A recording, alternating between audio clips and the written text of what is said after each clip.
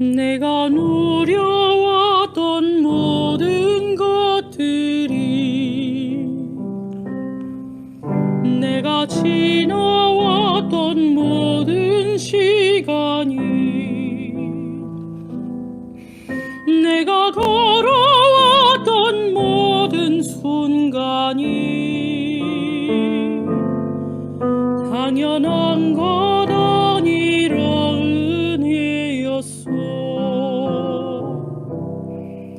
아침 해가 뜨고 저녁에 노을, 봄의 꽃향기와 가을의 열매, 변하는 계절의 모든 순간이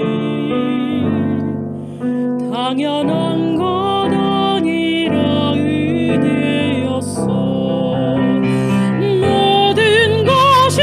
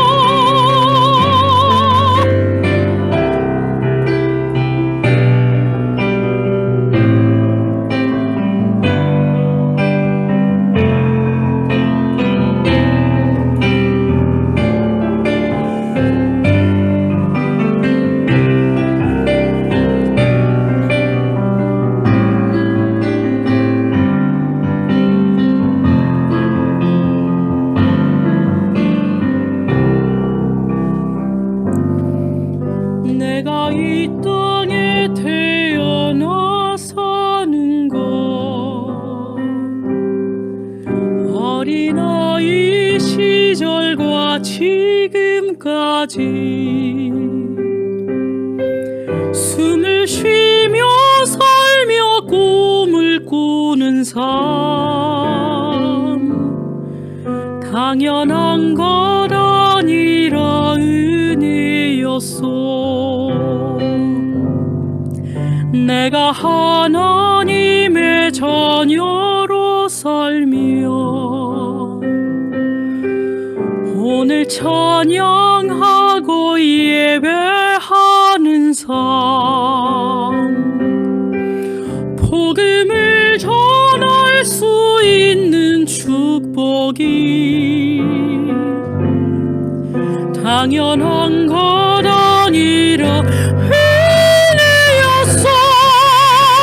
모든 것이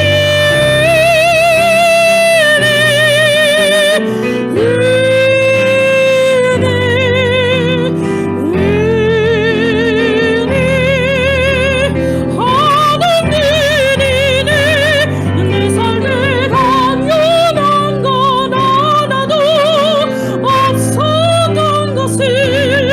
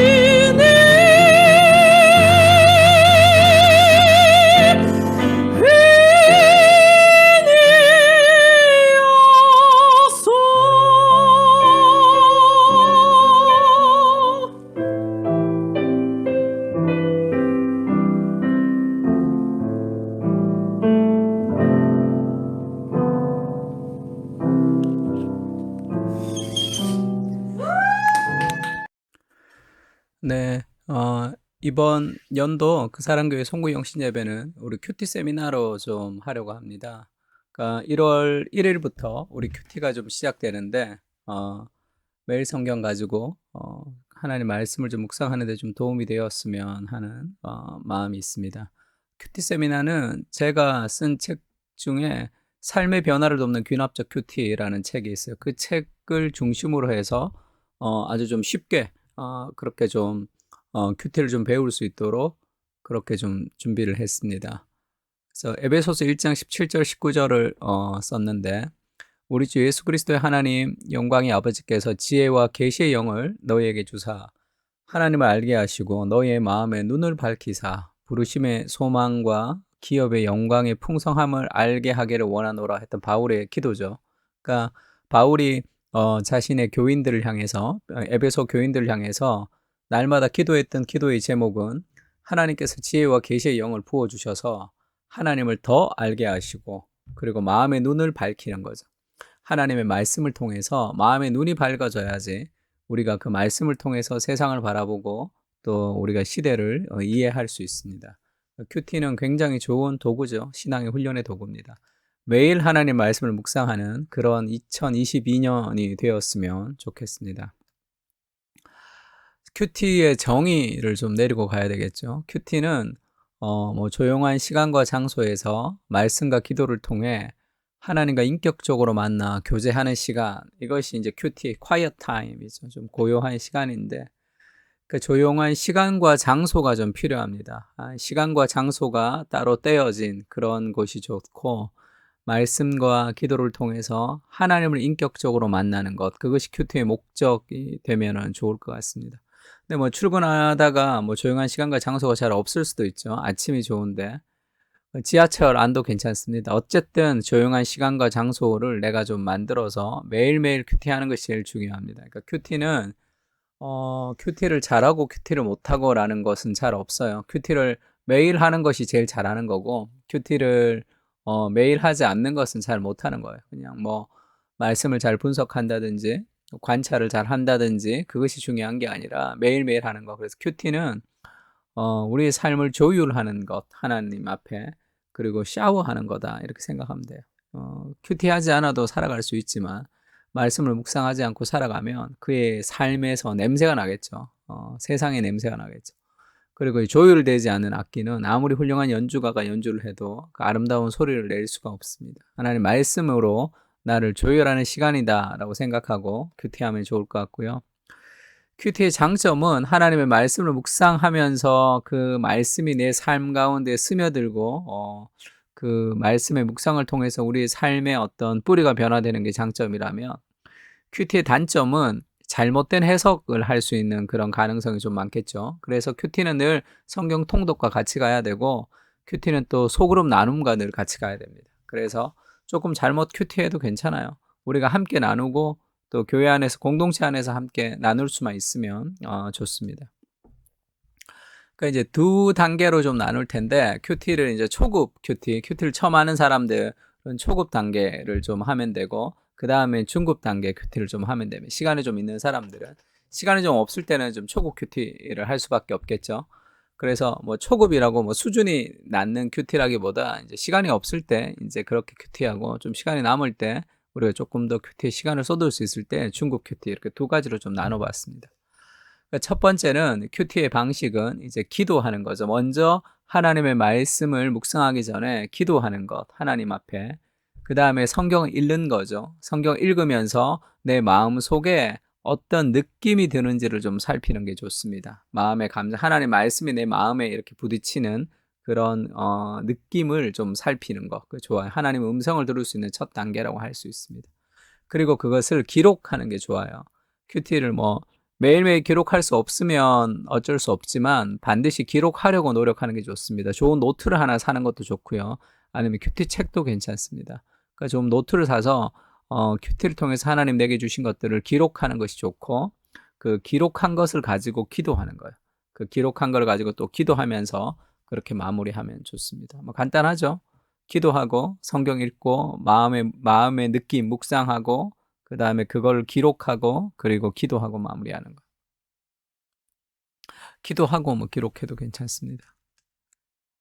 그래서 기도하는 것은 이제 내 눈을 열어서 주님의 말씀에서 놀라운 것을 보게 해 주십시오. 하나님이 열어주셔야지만 우리가 볼 수 있으니까 하나님의 말씀을 깨닫게 해달라는 그런 기도를 우리가 할 필요가 있겠죠. 성령께서 깨닫게 해주지 않으시면 우리가 이제 제대로 하나님의 말씀을 깨달을 수 없습니다. 그걸 성령의 조명이라 그러죠. 이 빛을 이렇게 비춰주셔야지 그것을 우리가 이제 밝히 볼 수 있으니까. 그리고 이제 성경을 읽을 때는 처음에는 이제 강조점을 좀 다르게 읽으면 돼요. 좀 천천히 읽으면서 강조점을 좀 다르게 읽는 게 좋죠. 그러니까 나에게, 그 다음에 능력을 주시는, 나에게 어떤 능력을 주시는구나. 그 분 안에서 내가 모든 것을 할 수 있구나 할 때 이것을 하나하나 끊어서 좀 강조점을 다르게 짧은 본문을 묵상하는 게 좋습니다. 영어 성경 같은 데 보면 이제 for가 있죠. 왜냐하면이라는 그런 그 접속사가 있습니다. 그러면 우리나라는 접속사가 없는데 이것도 좋은 관찰이고 발견이죠. 그럼 그 위에 있는 내용과 연결되는 거죠. 그래서 내가 뭐든지 다 할 수 있다는 뜻이 아니라 내가 이제 일체의 비결을 배웠다는 거. 그리스도 안에서 내가 궁핍에도 처하고 내가 부유에도 처해봤지만 그것이 나에게 영향을 주지 않는다는 어떤 그런 개념이라는 것을 알 수 있습니다. 왜냐하면 내가 can do, 내가 할 수 있는 거구나. 나는 가만히 있는 것이 아니라 내가 할 수 있는 거구나. 내가 모든 것을 할 수 있는 거구나. 나는 능력이 없는데 왜 내가 모든 것을 할 수 있냐. 그것은 그리스도를 통해서는 나는 모든 것을 할 수 있구나. 내 삶에 내 능력에 집중하는 것이 아니라 그리스도께서 나와 함께 하시는 것에 내가 집중하면 내가 모든 것을 할 수 있는 사람이구나. 그리스도와 함께. 그분이 주시는구나. 그 예수 그리스도가 주는 거죠. 나에게 힘을 주는 거죠. 그래서 내가 모든 것을 할 수 있는 거죠. 그러니까 내 능력이 아니라 예수님을 통해서 나는 모든 것을 할 수 있는데 그분이 나에게 힘을 주시는 분이시다. 그렇게 잘라서 하면 여러 가지 묵상할 수 있는 포인트들이 굉장히 많습니다. 내가 능력이 필요한데 우리가 하나님에게 능력을 좀 구해야 되겠구나. 내가 기도하지 않고 내 힘으로 살아가려고 했던 내 삶을 좀 변화시켜야 되겠구나. 다양한 일들을 우리가 할 수 있습니다. 다양한 적용들을 할 수 있겠죠. 그래서 강조점을 좀 다르게 읽는 거, 그게 좋습니다. 천천히 읽는 거요. 그러면 한번 강조점을 다르게 한번 읽어보세요. 시간을 좀 줄 테니까. 수고하고 무거운 짐진 자들아 다 내게로 오라. 내가 너희를 쉬게 하리라. 이거를 좀 한번 써봐. 이렇게. 영상을 좀 스톱하고 자기가 한번 풀어보세요. 이렇게. 다 잘했죠? 이 구절도 좀 천천히 읽으면서 이제 자기가 이제 떠오르는 것을 좀 적으면 좋습니다. 편안하게. 그래서 우리가 이제 지정의에서 관찰, 해석, 느낌, 적용 이렇게 이제 순서가 가는데 우리가 관찰을 하면 그것을 이제 마음으로 해석, 이 의미가 무엇인지를 봐야 되고 그것을 내 마음으로 가지고 오는 단계, 이 느낌이 굉장히 중요합니다. 그래서 성경을 자세히 읽으면서 내 마음에 부딪히는 느낌을 좀 이렇게 가지려고 하는 노력이 굉장히 도움이 됩니다. 은혜를 받는데. 그래서 그 느낌을 좀 기록했어요. 수고하고 무거운 짐진 자들아 내게로 오라. 내가 너희를 쉬게 하리라. 이렇게 쭉 묵상하다 보니까 이렇게 느낌을 기록할 수도 있겠죠. 내가 예수님께 가지 못하는 이유가 뭔가? 수고하고 무거운 짐을 지고 있다고 생각하지 않기 때문인 것 같다. 나는 내가 스스로 자신의 일을 해야 된다고 해야 하고 할 수 있어야 한다는 독립성을 중요하게 생각하는 사람이기 때문에 내가 내 힘으로 인생을 살 수 없고 안식이 없는 삶을 살고 가고 있다는 것을 인식해야 되는 거죠. 이런 내 삶의 뿌리에 내가 주인이 되어서 내 힘으로 살 수 있다는 교만이 자리 잡고 있다. 밤이 새도록 수고했지만 고기를 잡지 못한 베드로처럼 나의 모든 노력은 결국 아무런 열매를 거두지 못하게 될 것이다. 나는 무거운 짐을 지고 있고 내 힘으로 할 수 없는 존재임을 더 깊이 깨달을 수 있도록 기도해야 되겠다. 이런 느낌을 가질 수도 있겠죠. 그리고 내가 너무 힘든데 예수님께서 나의 삶에 그런 안식을 주시는구나. 내가 그리스도에게 가서 참된 안식을 누려야 되겠다. 이렇게 생각할 수도 있습니다. 그럼 이것을 이렇게 적었다면 이걸 가지고 이제 기도하는 거죠. 그렇게 좀 하나님 앞에 기도하면서 그렇게 나가면 돼요. 간단하죠. 큐티하는 것이. 그래서 뭐 주님 저는 늘 쫓기듯이 살아갑니다. 내 안에 안식이 없습니다.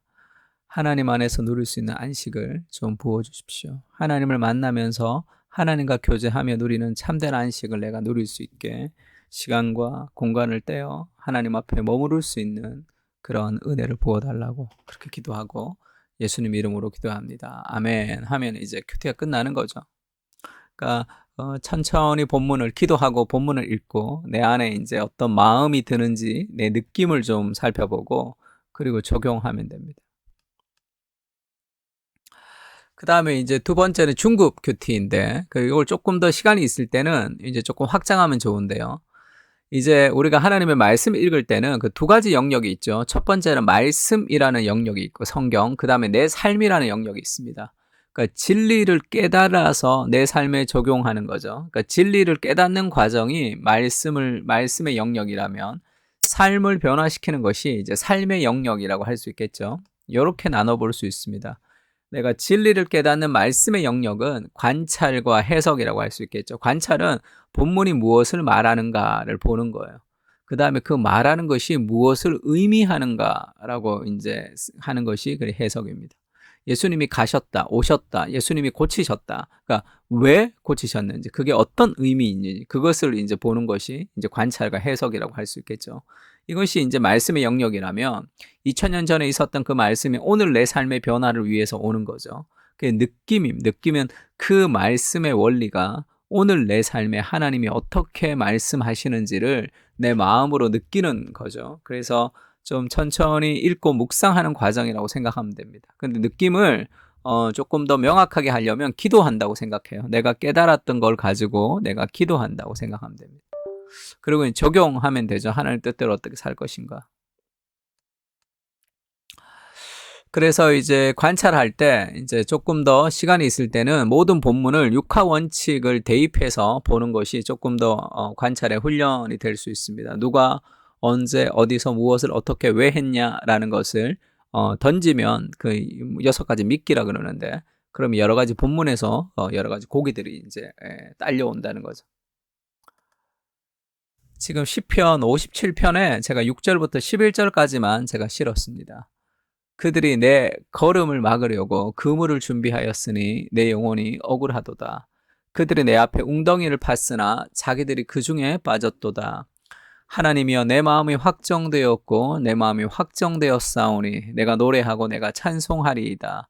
내 영광아 깰지어다. 비파야 수금아 깰지어다. 내가 새벽을 깨우리로다. 주여, 내가 만민 중에 주께 감사하오며 문나라 중에서 주를 찬송하리이다. 무릇 주의 인자는 커서 하늘에 미치고 주의 진리는 궁창에 이르나이다. 하나님이여, 주는 하늘 위에 높이 들리시며 주의 영광이 온 세계 위에 높아지기를 원하나이다. 다윗의 시편 57편입니다. 이 전체를 한번 읽어보면 시편 57편을 한번 쭉 한번 읽어보세요. 지금 시간을 좀 영상을 좀 딱 끄고 시편 57편을 좀 한번 쭉 읽어보세요. 1편부터. 시편 57편에 보면 1절에 보면 이렇게 나와요. 다윗의 믹담시, 인도자를 따라 알다스헬에 맞춘 노래. 다윗이 사울을 피하여 굴에 있을 때에 이런 부제가 붙었고요. 하나님이여, 내게 은혜를 베푸소서, 내게 은혜를 베푸소서. 내 영혼이 주께 피하되 주의 날개 그늘 아래에서 이 재앙들이 지나기까지 피하리이다. 그러니까 지금 이 재앙들이 지나기까지 피하리이다 했으니까 아주 큰 재앙이 아주 많다는 거죠. 재앙들이라고 표현했으니까. 지금 이 피하는 곳, 그것이 이 굴에 있었다. 그러니까 사울을 피하여 굴에 있었을 때 인생이 좀 힘들었을 때라는 거죠. 이 굴이 어디냐 하면 사무엘상에 보면 그런 말씀이 있습니다.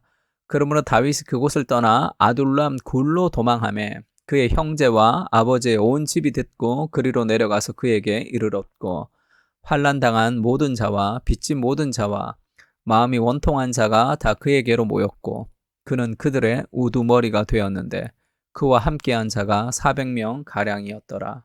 그러니까 지금 다윗이 사울을 떠나서 아둘람 굴로 도망갔습니다. 사울이 이제 다윗을 죽이려고 하니까 그의 형제들과 아버지가 왜 다 그리로 내려갔을까요? 쉽게 얘기하면 다윗이 억울하게 누명을 쓰고 국가보안법을 어긴 왕을 이제 그 공격하는 그런 왕을 대적하는 그런 사람이 된 거죠. 왕이 지금 다윗을 쉽게 얘기하면 간첩 혐의로 그렇게 이제 국가보안법을 어긴 사람으로 죽이려고 하니까 온 집안들도 다 그 능지처참을 당할 그런 위기가 있기 때문에 다 온 집안이 다 사울을 피해가지고 그렇게 지금 동굴에 갔습니다. 굉장히 어려운 때죠. 그러니까 환난 당한 모든 자와 빚진 모든 자, 마음이 원통한 자가 다 그 동굴에 가가지고 다윗이 400명의 우두머리가 되었는데 쉽게 얘기하면 국가보안법을 어겼던 그런 사람들 다 그곳에서 이제 사울과 함께 살기가 어려웠던 사람들이 다 그곳에서 동굴에서 피신해서 그들끼리 있었던 아주 힘든 시기를 보내고 있었단 말이에요. 그때 이제 쓰는 거죠. 그러면 언제냐? 그러면 이것이 아주 고통스러운 때 그 사울을 피해서 굴에 있었을 때죠. 그럼 누가 노래를 했냐? 그러면 지금 이 다윗이 노래했습니다. 언제 누가 무엇을 했냐? 그 노래를 하죠. 뭐 어떻게 했냐? 지금 뭐 어떤 방식 그런 뭐 1편에 나왔지만 그것이 그렇게 중요하지 않고 왜 노래했냐? 이런 것들 통해서 우리가 이제 여러 가지를 유추할 수 있는 거죠. 다윗이 지금 쉽게 얘기하면 인생에서 가장 어두운 시기에, 가장 어려운 시기에 인생에서 아무런 그 낙이 없는 그 암흑의 시대죠. 그때 힘들다, 어렵다, 내가 낙심하며 어두움 가운데 그렇게 자신의 감정이 가는 대로 살아가는 것이 아니라 7절에 보면 그렇게 얘기하죠. 하나님이여 내 마음이 마음을 먼저 확정합니다. 마음을 정해요. 내 마음이 확정되었사오니 내가 노래하고 내가 찬송하리로다. 내가 노래하고 찬송하겠다. 내 영광아 깰지어다. 비파와 수금아 깰지어다. 내가 새벽을 깨우리로다. 이렇게 얘기하죠. 왜 다윗이 새벽을 깨워야 될까? 새벽이 지금 잠을 자고 있단 말. 인생의 가장 큰 어두운 그 현실 속에 새벽이 오지 않을 때 가장 어두울 때죠. 근데 그 새벽이 오기를 내가 기다리는 것이 아니라 새벽을 내가 깨우겠다는 것. 그래서 비파를 먼저 깨웁니다. 수금을 먼저 깨워요. 그래서 그들이 노래하고 팍 소리를 질러서 잠자는 새벽을 깨우겠다. 아주 멋있는 시적 표현이죠. 어쩌면 역사의 어두움 속에서 사울이 통치하고 자기가 언제 죽을 줄 모르는 그 상황 속에 동굴에서 그렇게 좀 인생에 힘든 사람 400명을 데리고 왔지만 하나님이 이스라엘의 왕이 될 것이라고 약속하셨지만 왕은커녕 어떤 깡패 우두머리 같은 지금 그런 동굴 속에서 다윗이 그 현실 너머를 바라보는 거죠. 이 어두운 역사를 깨우는 그날을 바라본다. 비파야 수금아 깨어라. 내가 새벽을 깨우겠다. 내가 새벽을 깨워버리겠다. 얼마나 그 진취적인 그런 소망입니까? 그래서 9절에 보면 주여 내가 만민 중에 주께 감사하며 문나라 중에 주를 찬송하리로다. 온 세상이 주님을 찬양할 그날을 꿈꾸는 거죠. 주의 인자는 커서 하늘에 미치고 주의 진리는 궁창에 이르나이다. 하나님이여 주는 하늘 위에 높이 들리시며 주의 영광이 온 세계 위에 높아지기를 원하나이다. 이 위대한 하나님 나라에 대한 소망과 그 비전과 온 세계 가운데 하나님의 영광이 가득하다는 이 찬양을 그가 지금 어디서 하고 있냐 말. 가장 어두운 그 동굴 속에서 그 가장 아름다운 날을 소망하며 기도하고 있는 거죠. 삶은 환경의 문제가 아니라, 삶은 여러 가지 여건의 문제가 아니라 내가 쓰레기통 옆에 누워 있지만 하늘을 볼 수 있느냐 없느냐의 문제죠. 다윗이 지금 그 역사의 어두운 현실 속에 그가 잠자는 새벽을 깨우겠다라고 마음을 확정하는 거죠. 그리고 이 세상 가운데 있는 하나님의 통치와 하나님의 섭리를 그가 지금 찬양하고 있습니다. 그 육하 원칙을 통해서 우리가 그런 것들을 좀 하나하나 좀 발견하는 거죠. 그리고 이제 그 육하 원칙을 통해서 관찰하는 것도 좋고, 그 다음에 번역본을 좀 보는 게 좋아요. 다양한 번역본을 좀 보는 것이 도움이 됩니다. 영어 성경도 괜찮고, 새 번역도 굉장히 좋아요. 그리고 필립스 성경이라고 필립스 번역도 좋습니다. 영어 번역이랑 한글 번역 같이 나온 것도 있는데 그런 번역도 굉장히 좋습니다. 시편 100편 4절 5절에 보면 이렇게 나오죠. 감사함으로 그의 문에 들어가며 찬송함으로 그의 궁전에 들어가서 그에게 감사하며 그의 이름을 송축할지어다. 여호와는 선하시니 그의 인자하심이 영원하고 그의 성실하심이 대대에 이르리로다. 우리나라 성경에 보면 접속사가 빠졌어요. For the Lord is good. 왜냐하면 이라는 접속사가 빠졌습니다. 이게 어떤 오해를 가지고 올 수 있냐면 감사함으로 들어가서 찬송을 하라는 거죠. 그에게 감사하라는 명령입니다. 왜냐하면 여호와는 선하시고 인자하심이 영원하고 성실하심이 대대에 이르리로다. 내가 감사하고 내가 하나님을 찬송하면 여호와는 선하시고 인자하심이 영원토록 성실하심이 대대에 이르리로다. 이게 뭔가 좀 이렇게 순서가 잘 안 맞다는 생각이 좀 들어요. 그렇게 될 때. 근데 지금 내가 이제 순종하는 것과 어떤 이 보상이 그렇게 따라온다고 생각할 수도 있습니다. 근데 For the Lord is good 하면 왜냐하면 내가 감사하며 찬송해야 되는 이유죠. 내가 감사함으로 그 문에 들어가며 찬송으로 궁전에 들어가며 그에게 감사하며 그의 이름을 송축해야 되는 이유가 뭐냐 하면 여호와는 선하시고 그의 인자하심이 영원하시도다 할 때 그 여호와는 선하시고 인자하심이 영원하다 할 때 인자하심이 이거 steadfast love라고 이 번역된 건 다 이제 헤세드라는 단어를 구약에 나오는 헤세드라는 단어를 번역한 거예요. 그러니까 어떤 견고하고 떨어지지 않고 영원한 사랑, 그 하나님의 언약적 사랑을 이야기합니다. 그러니까 하나님이 끝없이 우리를 언약적으로 우리를 끝없이 먼저 사랑해 주시기 때문에 그 사랑과 은혜가 먼저 있기 때문에 그래서 그 은혜를 받은 우리가 감사함으로 하나님께 찬송하며 나아가야 된다. 이렇게 얘기하는 거죠. 그러니까 뭐 접속사가 없으면 오해할 수도 있겠죠. 우리의 명령보다 더 중요한 것은 하나님의 은혜에 대한 반응으로서의 순종이라고 얘기했습니다. 또 이 다양한 번역본을 보면 좋은 게 마가복음에 보면 이 네 가지 밭이라고 흔히 얘기하는 그래서 길가에 떨어진 그러면 돌밭에 떨어진 밭이 있고 가시떨기에 떨어진 밭이 있고 좋은 땅에 떨어진 밭이 있다 해서 이 시가 덜어는 땅에 떨어졌다 이렇게 얘기를 하기 때문에 우리가 흔히 이제 네 가지 밭의 비유 이렇게 이제 우리가 알려져 있습니다. 영어 성경을 좀 보면 영어 성경 ESV의 성경에 보면 우리가 덜어는 이렇게 번역된 것이 네 번의 덜어는 이렇게 네 가지 밭이 네 번의 덜어는으로 되어 있는데 영어 성경만 보면 덜어는 할 때 이게 some seed예요. 어떤 씨가 떨어졌어요. 길가에 떨어졌습니다. 그 다음에 other seed 이제 어떤 씨가 아닌 또 다른 씨가 이제 그 바위에 떨어졌죠. 그 다음에 other seed 또 다른 씨가 이 가시덤불 가시에 떨어졌습니다. some seed, other seed 그 다음에 other seed 이건 다 seed는 다 단수죠. 그러니까 씨 하나가 떨어진 거예요. 근데 마지막에 other seeds라고 되어 있죠. 이 복수로 되어 있습니다. 그러니까 다른 여러 씨들이 떨어진 거예요. 좋은 땅에 떨어지는 것은 하나가 떨어진 게 아니라 복수의 씨가 떨어진 거죠. 그러니까 씨가 1개, 2개, 3개 떨어졌으면 좋은 땅에는 하나가 아닌 복수, 다수의 씨가 떨어졌다는 걸 알 수 있습니다. S가 있으니까.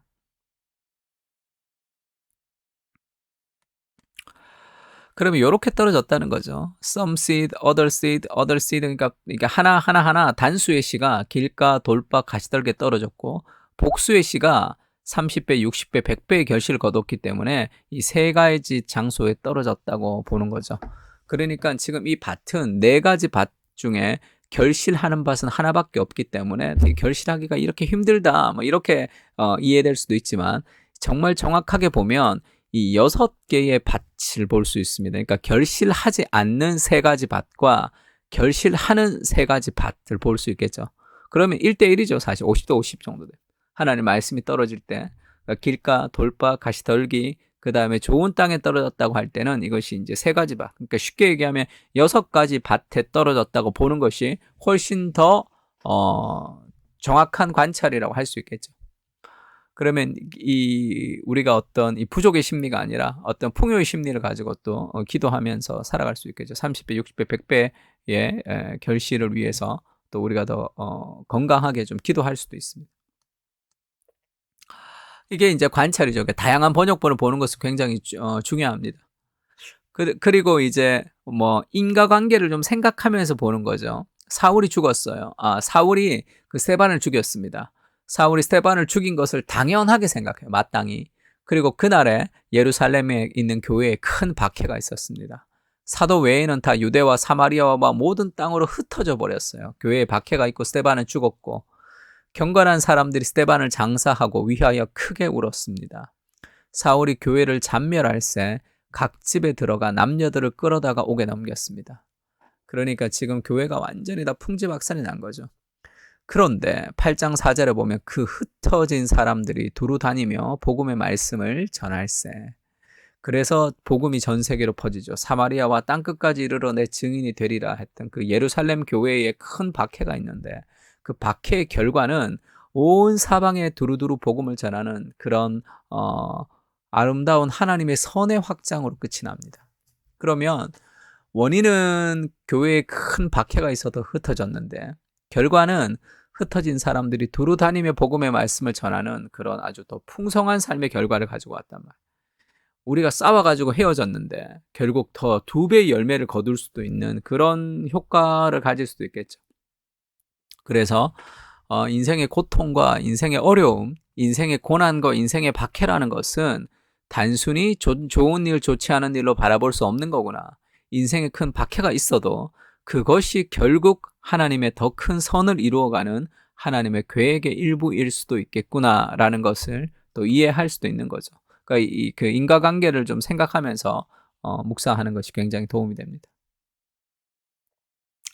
뭐 구하라 너에게 주실 것이요. 이 유명한 구절이죠. 뭐 찾으면 찾을 것이요. 누가 너희가 달라고 할 때 누가 아들이 달라고 할 때 뭐 떡을 달라는데 돌을 주며 생선 달라는데 뱀을 줄 사람이 있겠냐. 너희가 악한 자라도 좋은 것으로 자식에게 줄 줄 알거든. 하물며 하늘에 계신 너희 아버지께서 구하는 자에게 좋은 것을 주지 않겠느냐. 그러므로 무엇이든지 남에게 대접받고자 하는 대로 너희도 남을 대접하라. 이것이 율법이요 선지자니라. 이것이 이제 골든 룰이 그 황금률이라 그러죠. 그러므로 무엇이든지 남에게 대접받고자 하는 대로 남을 대접하라. 이것이 율법이요 선지자다. 이렇게 해서 칸트가 아주 중요하게 생각했던 구절이죠. 남에게 대접받고자 하는 대로 대접하는 거. 그러니까 네가 남들에게 대접을 받고자 하면 남에게 잘해라. 지금 그 얘기가 아니라 그러므로라고 돼 있잖아요. 그러므로가 결과잖아요. 그러니까 기도하면 하나님이 너희에게 주시는 분이시다라고 얘기를 하고 그러므로 기도하라가 아니라 그러므로 남에게 대접을 받고자 하는 대로 대접하라. 그러니까 다른 사람을 대접하는 것과 하나님이 내 기도를 들으시는 것과 지금 연결을 시키는 거죠. 그러니까 왜 그러므로가 그 결과가 되느냐. 원인이 뭐냐는 거죠.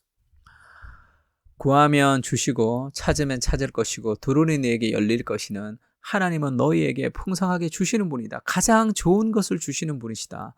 하나님이 내 인생에 가장 중요한 것을 주시는 분이시다라는 하나님이 내 삶의 공급자가 되심을 확신할 때 우리는 다른 사람에게 내어줄 수 있겠죠. 왜 남에게 대접을 못하는, 남에게 대접받고자 하는 대로 남을 대접하지 못하는 이유가 뭐죠? 하나님이 공급하지, 내가 내 힘으로 살아가기 때문에 그런 것이고 또 하나님이 나에게 공급하시는 그 방식대로 내가 남을 섬길 수 있는 거죠. 대접을 받고자 하는 대로 남에게 대접하라. 다르게 하면 내가 대접받은 대로 다른 사람을 대접하라 라는 뜻이기도 합니다. 그러니까 우리가 다른 사람을 잘 대접하려면 사람과의 관계에서 뭔가 내가 좀 풍성하려면 하나님의 은혜가 필요한 거야. 하나님과의 관계가 필요한 것이지 그것을 향한 결단과 노력만으로 되는 것은 아닙니다. 그러니까 인과관계를 통해서 우리가 종교라는 것은 종교와 복음이 다른 거예요. 종교가 뭐냐면 노력하는 거죠. 남에게 대접받고자 하는 대로 노력해, 기도해, 뭐 대접해. 이게 종교라면 복음은 하나님이 너를 어떻게 사랑하셨는지를 기억하라는 거죠. 그 풍성한 은혜를 누려라는 거예요. 그것을 누리고 맛보고 하나님이 나의 기도를 들으시는 분이시고 나에게 가장 좋은 것을 주시는 분이시다는 그 삶의 안정감이 다른 사람을 섬기며 남을 대접하는 사람으로 자연스럽게 살아가게 한단 말이에요. 그래서 인과관계를 생각하는 것이 굉장히. 그리고 나서 이 관찰한 종합적인 내용, 뭐 그 육하 원칙을 하든지 다양한 본문을 보든지 그 다음에 인과관계를 가지고 생각하든지 그러면서 이제 질문을 던지는 거죠. 막 그 관찰을 통해서 이렇게 내가 떠오르는 질문들을 막 던지는 게 좋습니다. 그래서 그 질문에 대해서 내가 좀 깊이 생각하는 것이 묵상이고 내가 생각해도 모르는 것을 찾아보는 것이 연구죠. 그래서 그 질문에 대해서 답을 다는 것을 해석이다 이렇게 생각하면 좋아요. 그러니까 성경에 대해서 관찰하고 해석한다 할 때 관찰은 질문하는 거, 자세히 보고 여러 가지를 질문하고 해석은 그 질문에 대한 답을 찾는 겁니다. 답을 내 생각 속에서 찾을 수 있으면 묵상이고 다른 책을 통해서 내가 찾을 수 있으면 연구겠죠. 그래서 질문을 많이 던지는 게 좋겠죠. 그래서 그 답을 찾을 때 이게 답을 찾을 때 우리가 이제 그 필요한 이 주석 같은 게 있으면 좋은데 이 ESV 스터디 바이블이라고 예전에 처음 나왔을 때 벌써 한 몇 년 전이죠. 5, 6년 됐나?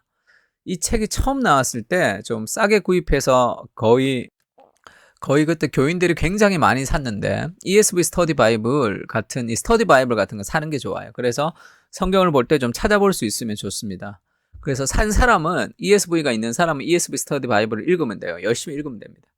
근데 아직 안 산 사람은 ESV보다 조금 더 이제 그 시간이 지나가면서 작년에 나온 책 중에 올해 나왔죠. 성경 신학 스터디 바이블이라고 이 D.A. 카슨이 편집했던 그런 스터디 바이블이 나왔습니다. 이 스터디 바이블도 굉장히 좋아요. 굉장히 좋고 그 다음에 이제 그 나온 지가 지금 한 달 채 되지 않는 에브리데이 스터디 바이블이라고 성수유인에서 나온 책이 있습니다. 이 책도 괜찮아요. 이것은 어플리케이션 스터디 바이블이라고 이 적용 스터디 바이블이라는 미국에 나온 것들을 다시 번역한 거예요.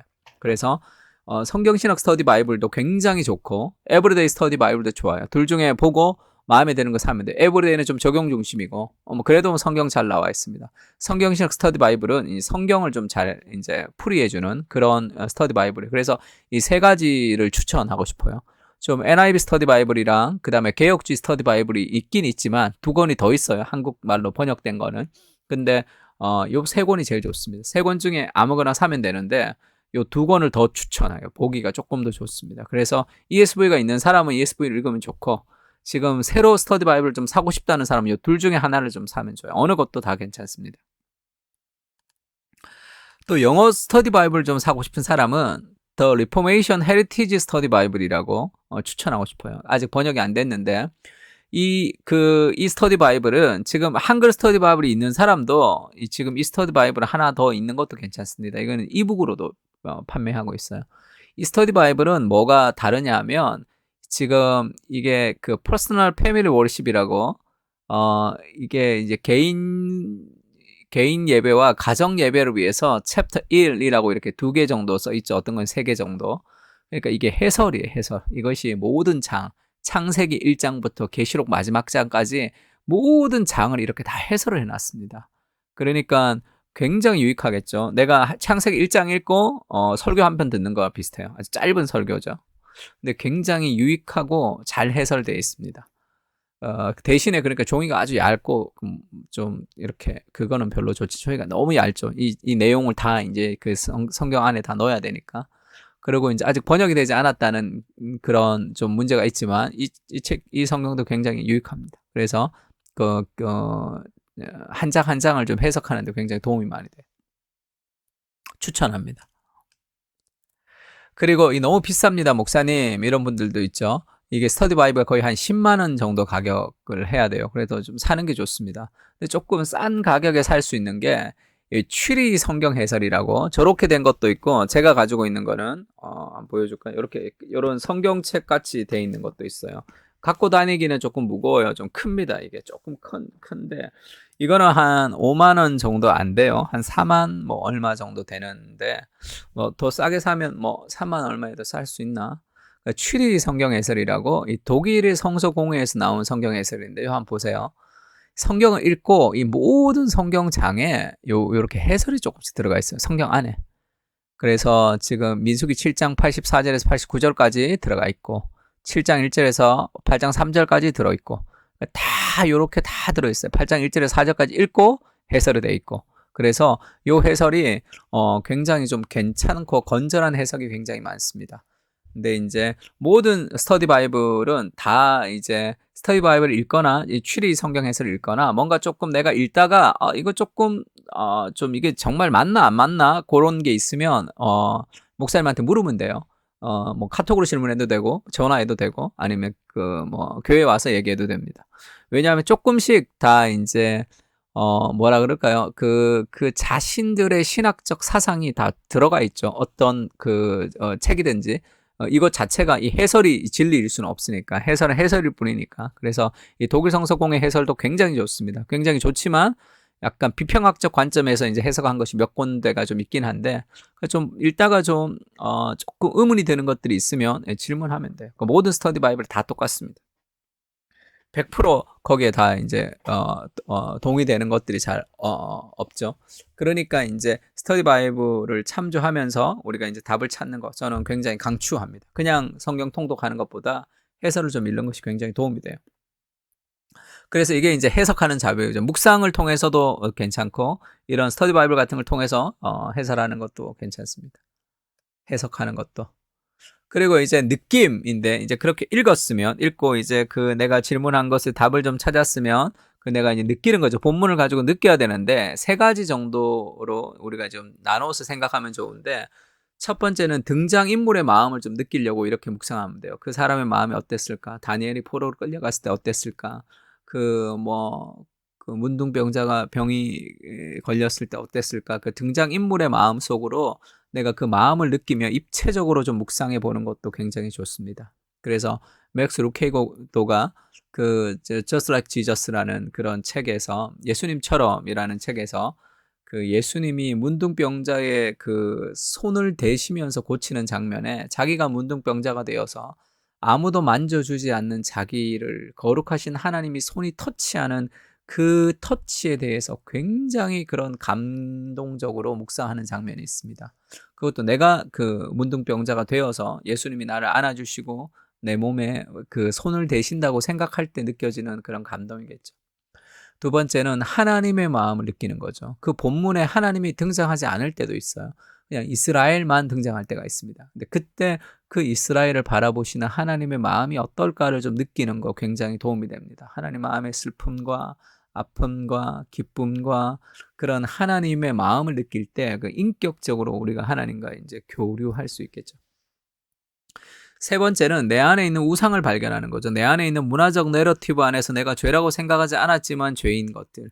그런 것들이 이제 그 느낌을 통해서 막 하나님이 이렇게 지적해 주실 때가 있어요. 그걸 드러나게 하실 때가 있습니다.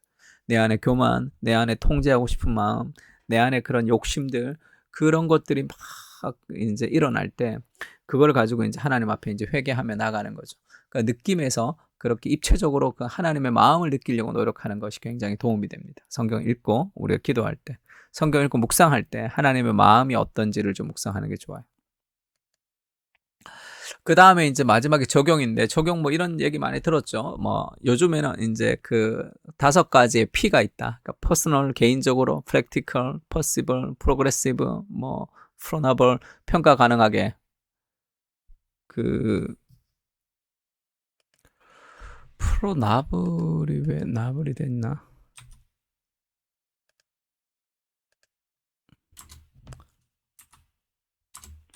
이렇게 돼야 되겠죠.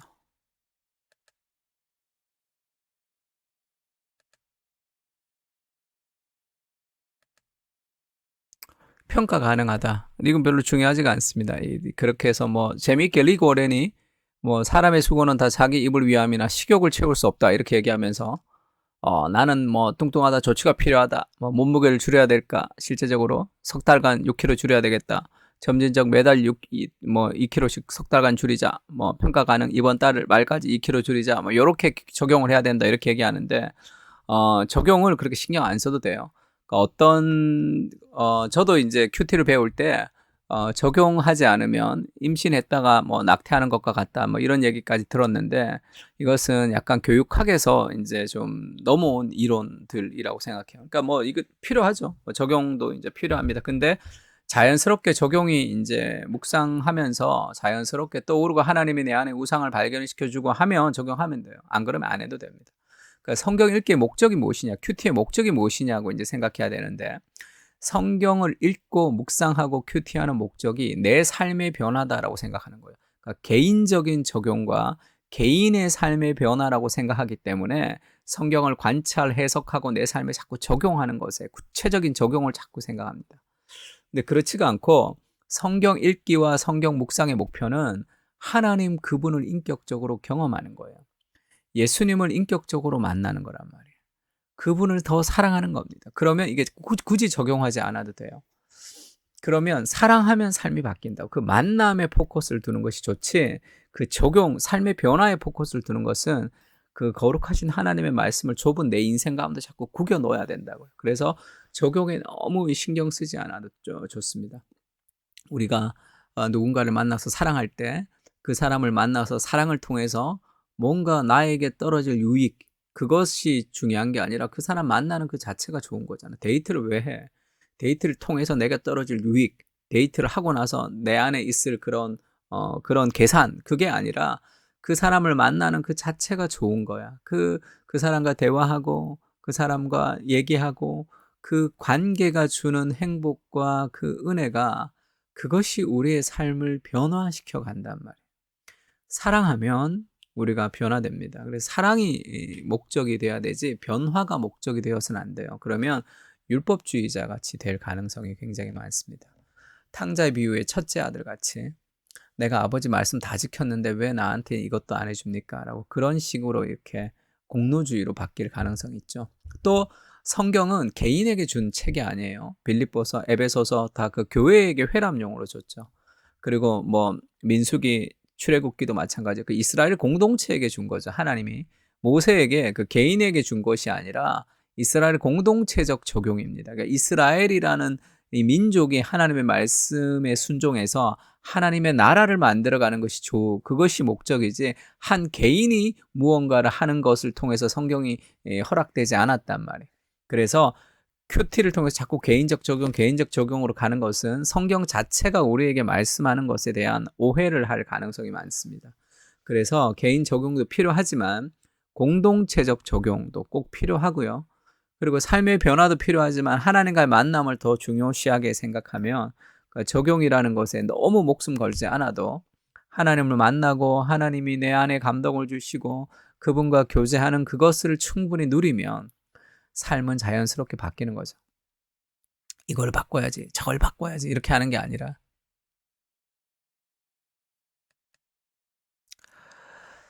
그래서 뭐 마찬가지죠. 그러므로 형제들아 내가 하나님의 모든 자비하심으로 너희를 권하노니 너희 몸을 하나님이 기뻐하시는 거룩한 산 제물로 드리라. 이는 너희가 드릴 영적 예배니라. 우리가 이제 하나님께 드릴 영적 예배다 할 때 이 영적 예배를 영어 성경에는 보이지가 않는데 여기 reasonable service 이렇게 돼 있고 spiritual service 이렇게 돼 있습니다. 그러니까 영적 예배 할 때 그 영적은 spiritual 그 서비스 같이 영적 예배라고 번역할 수도 있지만 여기는 reasonable, 그러니까 이성적인 예배, 합리적인 예배, 논리적인 예배, 그러니까 로기조마이라는 헬라어 단어가 논리적, 생각하는 거예요. 깊이 사고하는 예배, 그러니까 너희가 드릴 이성적 예배니라. 이게 무슨 얘기냐면 로마서 1장부터 11장까지가 복음이 무엇인지를 얘기하는 거죠. 복음이 무엇인지를 알면, 예수 그리스도가 우리를 위해서 돌아가셨다는 그 복음을 알면 우리의 전 인생을 산 제물, 살아있는 제물로 하나님께 드리는 것이 가장 합리적이다. 그게 당연하다는 거죠.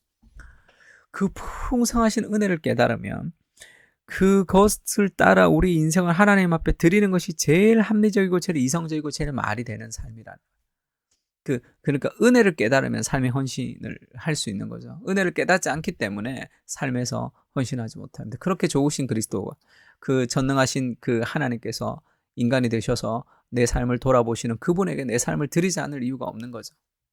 그것이 더 합리적이지. 그렇지 않고 내가 내 인생을 살아가는 게 더 어리석은 삶인 거죠.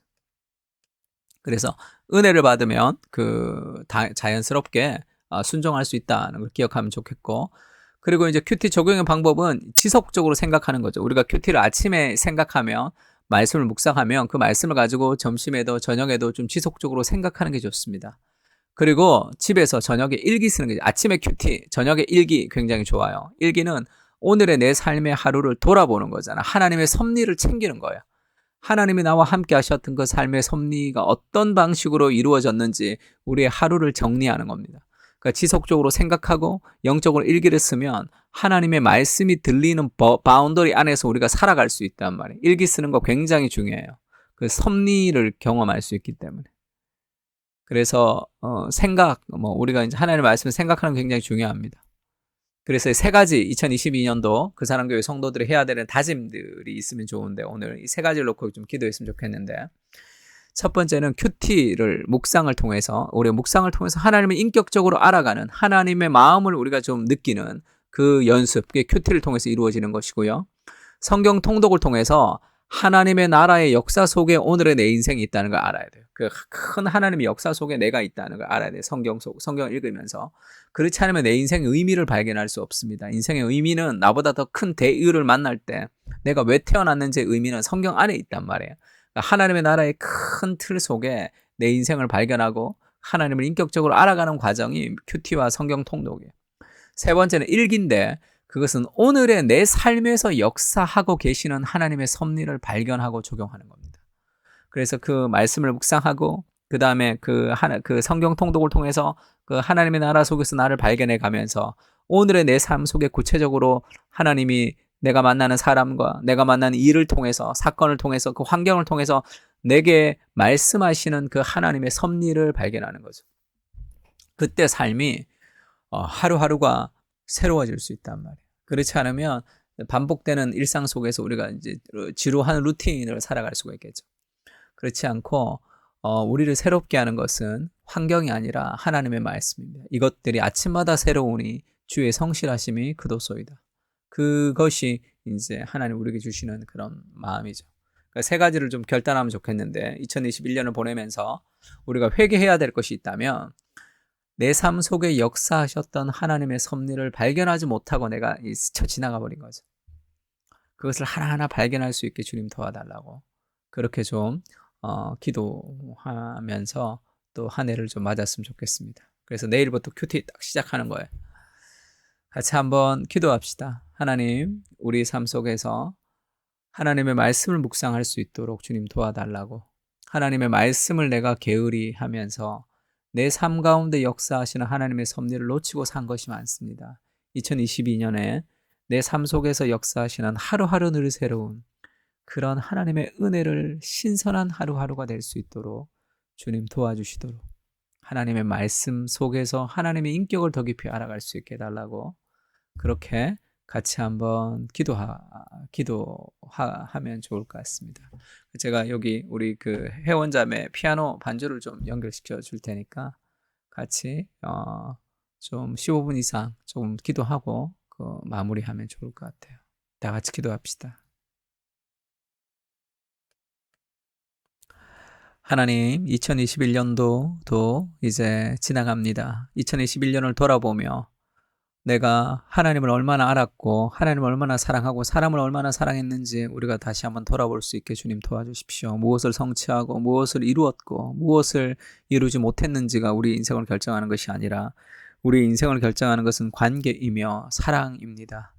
주님, 2022년도가 밝아오는데 매일 하나님의 말씀을 묵상하며 하나님을 인격적으로 알아갈 수 있도록, 그리고 원대한 하나님의 세계 속에 내 인생을 발견할 수 있도록, 그리고 우리가 영적 일기를 통해서 오늘도 매일매일의 삶 속에서 역사하시는 하나님의 섭리를 경험하며 우리가 하루하루 늘 새로운 인생을 살아갈 수 있도록 주님 은혜를 베풀어 주시고 함께해 주시고, 2022년도에 우리가 더 뜨겁게 주님을 사랑하는 그런 믿음의 공동체, 그 사랑교회 공동체가 될 수 있도록 주님 도와주십시오.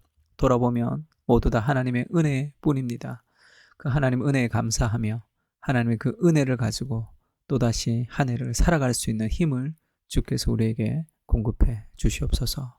축복하고 모든 말씀을 예수님의 이름으로 기도합니다. 아멘. 자, 수고 많으셨습니다.